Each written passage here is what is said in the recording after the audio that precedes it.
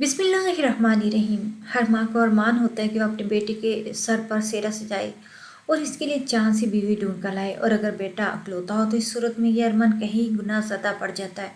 ऐसा ही मेरी माँ के साथ भी था। मैं अपनी माँ का अकलौता बेटा और मेरे बाप की वफ़ात के बाद मेरी माँ ने मुझे बहुत ही मुश्किलों से पाल पोस के जवान किया था। और अब जबकि मैं अच्छी नौकरी पर था तो माँ को मेरी शादी की फ़िक्र सताने लगी। मेरे लिए लड़की तलाश करने से पहले अम्मा ने मुझसे पूछा था कि अगर कोई मुझे पसंद है तो मैं उनको बता दूं ताकि वो उस लड़की के घर में रिश्ता लेकर चली जाए। लेकिन मैं इस किस्म का लड़का भी नहीं था कि वो जो किसी लड़की को कभी आंख उठा कर भी देखता। इसीलिए मेरी कोई पसंद नहीं थी तो मैंने अपनी शादी का मुकम्मल इख्तियार अपनी माँ को ही दे दिया, क्योंकि मेरी माँ ने मेरे लिए बहुत ज़्यादा कुर्बानियाँ दी थी। इसलिए मैं चाहता था कि मेरी माँ अपनी मर्ज़ी और अपनी पसंद की बहू लेकर आए ताकि कोई मसला ना हो। बीवी के लिहाज से मेरी कोई ख़ास शराइत नहीं थी। बस मैं ये चाहता था कि जो भी आए वो एक अच्छी लड़की हो और मेरी माँ के साथ अच्छे तरीके से रहे। अम्मा को इनके पसंद की बहू लाने का कह के मैं अपने कामों में मसरूफ़ हो गया। कुछ दिनों बाद अम्मा ने मुझे बताया कि उन्होंने मेरे लिए एक बहुत ही अच्छी नेक लड़की पसंद कर लिया। मैंने भी तस्वीर देखी, बिगड़ने ही हाँ कर दी, क्योंकि मुझे अपनी माँ की पसंद पे पूरा एतबार था। यहाँ तक कि मेरी मंगनी भी इस लड़की के साथ होगी। इसका नाम शमाइला था। मैंने इसके साथ शादी के ख्वाब देखने शुरू कर दिए और मुझे लगा कि मेरी ज़िंदगी इसके साथ बहुत अच्छी गुजरेगी। लेकिन फिर मेरी ज़िंदगी में कुछ अजीब से हादसात हुए। मैंने कभी सोचा भी नहीं था कि शमाइला की जगह कोई और लड़की भी मेरी ज़िंदगी में ऐसे तरीके से आएगी जिसका गुमान भी नहीं किया जा सकता। एक दिन ऐसा ही हुआ, मैं और मेरी माँ शाम के वक्त बाज़ार से वापस आ रहे थे कि अचानक एक लड़की हमारी गाड़ी के सामने आकर टकरा गई। टक्कर शदीद की थी।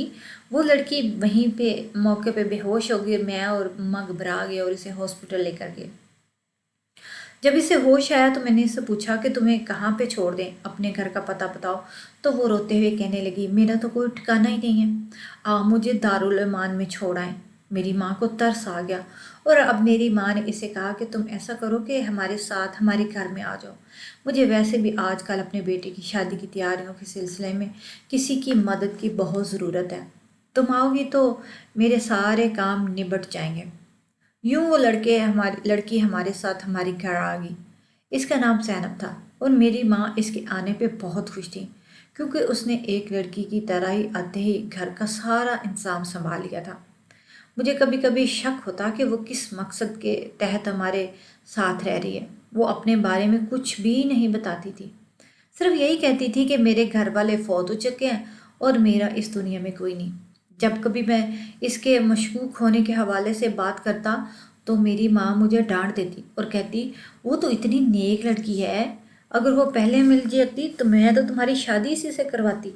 एक दिन मेरी मंगेतर और उसके घर वाले हमारे घर आए तो जैनब को देखकर उन लोगों ने काफ़ी हंगामा मचाया कि ये कौन है और ये किस हक से हमारे घर में रह रही है। बेचारी ज़ैनब ने तो घबरा कर ये तक कह दिया कि वो एक मुलाज़िम है। वो लोग तो शायद पहले ही रिश्ता तोड़ना चाह रहे थे, वजाहत पर ही यकीन नहीं कर रहे थे। यहाँ तक कि मेरी मंगनी मंगेतर ने भी मेरी माँ के साथ काफ़ी बदतमीज़ी की और मैं कुछ बर्दाश्त ना कर सकता था। मगर अपनी माँ के साथ ऐसा रवैया, इसलिए मैंने इसी वक्त सबके सामने मंगनी तोड़ने का ऐलान कर दिया। मेरी माँ मुझे रोकती रह गई कि बेटा, शादी के कार्ड पड़ चुके हैं, रिश्तेदार हैं, मुझे किसी बात की भी परवाह नहीं थी। माँ मेरे पास आकर कहने लगी कि मैं नहीं जानती हमारे ख़ानदान में बदनामी हो, अब वैसे भी तो कार्ड बढ़ चुके हैं ना, तो तुम ऐसा क्यों नहीं कर लेते कि ज़ैनब से शादी कर लो, अगरचे वो लड़की से ज़्यादा भी दिलचस्पी नहीं थी। देखिए, मैंने अपनी माँ की खातिर इस रिश्ते के लिए हाँ कर दी। मुकर्रर वक्त पर मेरी ज़ैनब के साथ शादी होगी और शादी के बाद मुझे इसकी बारे में तफसील से पता चला। वो एक बहुत ही अच्छी और नेक लड़की थी, हर वक्त ही हिजाब रखे रखती। जब भी घर में से बाहर जाता तो मुझ पर आयात पढ़कर फूंकती थी और जब मैं घर वापस आता तो जब तक मेरी नज़र ना उतारती मुझ पर कुछ पढ़ कर ना फूंक लेती, इसे चैन नहीं मिलता था। मैं अपनी बीवी के साथ बहुत ही खुश था और मैं शुक्र करता था कि मेरी शादी इससे होगी, कि मुझे इतनी नेक बीवी मिली जिसका मैंने कभी तसव्वुर भी नहीं किया था। अम्मा भी हर दम इसकी तारीफ़ें ही करती रहती کہ تیری بیوی بہت نیک ہے، اس جیسی عبادت گزار تجھے کبھی نہیں مل سکتی۔ میری وہ ہر بات مانتی تھی، لیکن جب بھی میں اسے اپنے ساتھ باہر جانے کا کہتا تو وہ جانے کیوں گھبرا جاتی اور باہر نہیں جاتی تھی۔ میں نے اس سے بہت پوچھا کہ وجہ کیا ہے، مجھے وجہ تو بتاؤ، لیکن اس نے کبھی مجھے وجہ نہیں بتائی۔ لیکن جب بھی میں اسے باہر جانے کا کہتا وہ مجھ سے ناراض ہو جاتی۔ اس لیے پھر میں نے بھی اسے اپنے ساتھ کہیں جانے آنے کے لیے کبھی اصرار نہیں کیا۔ ایک دن ایسا ہی ہوا کہ میں کام سے واپس آیا تو میری بیوی حیرت انگیز طور پر گھر میں موجود نہیں تھی۔ میں نے اماں سے پوچھا تو وہ مجھے کچھ پریشان لگنے لگی تھی۔ کافی دنوں کی بات ہے کہ اب یہ مجھے بغیر کہیں بتائی ہی چلی جاتی ہے۔ میں نے اپنی ماں کو کہا کہ تو فضول میں پریشان ہو رہی ہے تو اچھی بات ہے نا، اگر اس نے گھر سے باہر نکلنا شروع کر دیا۔ میں نے اماں کی بات کو اتنا سیریس نہیں لیا تھا اور سرسرا سا اپنی بیوی سے پوچھا تو وہ یکدم سے گھبرا سی گئی۔ مجھے ایسا لگا جیسے اسے کوئی جواب نہیں بن پا رہا کہ وہ مجھے کیا بتائے، وہ کہاں جاتی ہے۔ میں نے اس کو زور دینا مناسب نہ سمجھا اور یہ سوچا کہ جب وہ مجھے خود بتانا چاہے گی تو بتا دے گی۔ ایک دن ایسا ہوا، میں اپنے دوستوں کے ساتھ ایک ہوٹل میں لنچ کر رہا تھا۔ اچانک مجھے ایسے لگا جیسے میں نے وہاں پر اپنی بیوی کو دیکھا ہے۔ میں تو اسے دیکھ کے چونک ہی گیا تھا، کیونکہ پھر مجھے لگا کہ شاید میرا ہی وہم ہوگا، کیونکہ میری بیوی تو کبھی حجاب سے سر سے اتارتی نہیں تھی۔ جب بھی باہر نکلتی تو عبایا پہنا کرتی، جبکہ اس لڑکی نے تو پینٹ شرٹ پہنی ہوئی تھی۔ میں تو یہ سوچ کر اپنے آپ کو تسلی دی تھی کہ مجھے نظروں کا دھوکا ہوا ہے، وہم ہوا ہے اور یہ میری بیوی نہیں ہو سکتی۔ لیکن میں جب گھر پہنچا تو وہ گھر پر نہیں تھی۔ مجھے تھوڑا شک سا ہوا اور مجھے ایسا لگا جیسے جو میں نے ہوٹل میں دیکھا تھا وہ سچ ہی تھا۔ لیکن پھر تھوڑی ہی دیر بعد جب میری بیوی گھر میں داخل ہوئی تو اس نے عبایا پہن رکھا تھا اور نقاب کیا ہوا تھا۔ میں نے مجھ سے پوچھا کہ تم کہاں گئی تھی تو کہنے لگی میں تو اب مدرسے جاتی ہوں اور روزانہ وہیں جانا شروع کیا ہے۔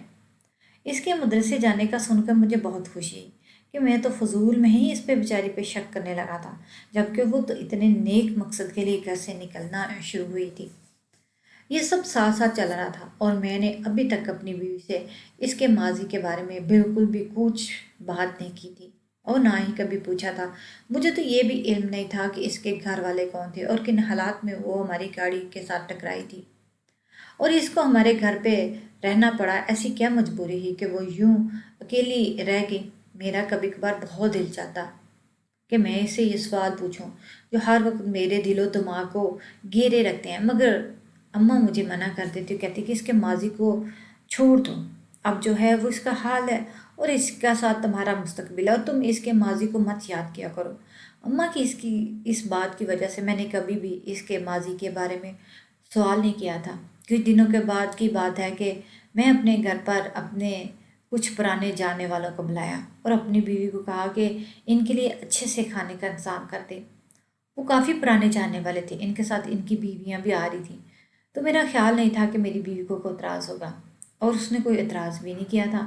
لیکن جب میرے دوست اپنی بیویوں کے ساتھ ہمارے گھر پر آئے تو میں نے نوٹ کیا میرا ایک دوست میری بیوی کو بہت غور سے دیکھ رہا تھا اور وہ اپنا چہرہ چھپا رہی تھی۔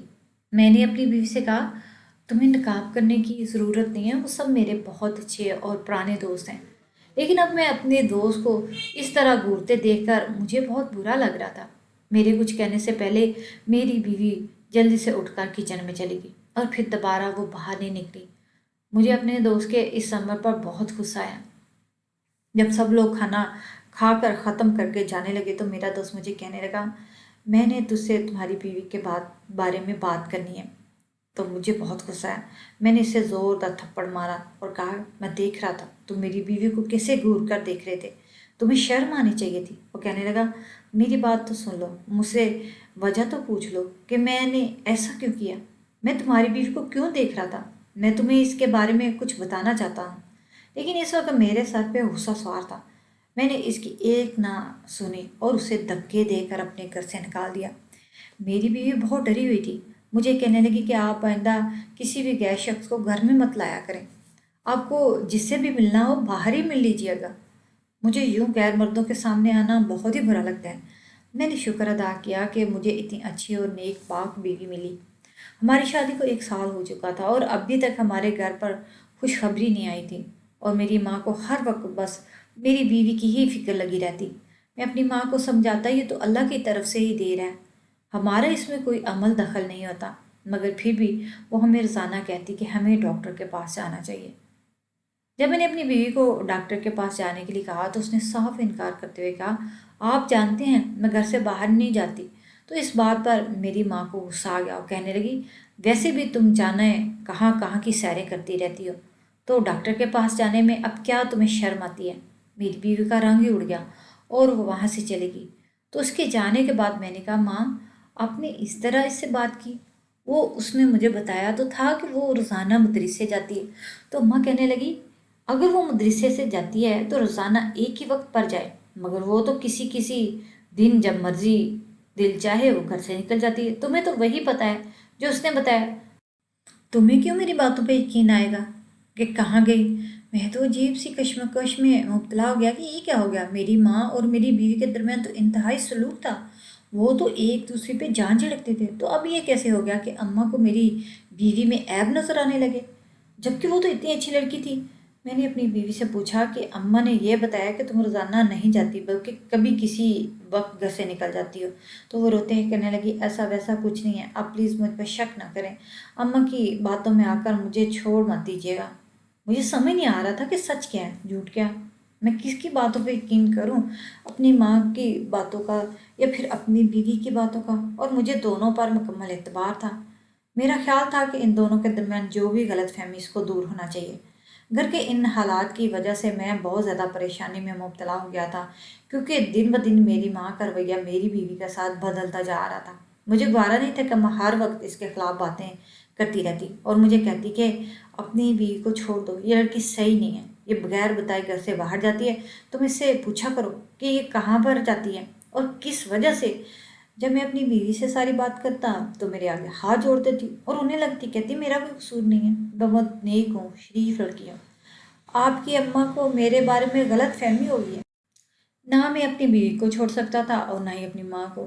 اس وجہ سے میں شدید ذہنی ٹینشن کی وجہ سے بیمار رہنے لگا۔